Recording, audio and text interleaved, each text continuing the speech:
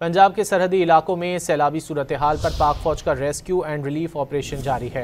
दरियाए सतलुज से मुल्हिका कसूर, गंडा सिंह वाला समेत मुतादिद इलाके ज़ेर-ए-आब हैं। पाक फौज के जवान सैलाब मुतासरीन को कश्तियों के जरिए महफूज मकामात तक पहुँचाने में मसरूफ़ हैं। ऑपरेशन के दौरान मुतासरीन सैलाब का सामान और जानवर भी महफूज मकाम पर मुंतकिल किए गए। पाक फौज और ज़िला इंतज़ामिया ने सैलाब मुतासरीन के लिए इमदादी कैंप भी कायम कर दिए हैं। पंजाब के सरहदी इलाकों में सैलाबी सूरत हाल पर पाक फौज का रेस्क्यू एंड रिलीफ ऑपरेशन जारी है। दरियाए सतलुज से मुल्हिका कसूर, गंडा सिंह वाला समेत मुतादिद इलाके ज़ेर-ए-आब हैं।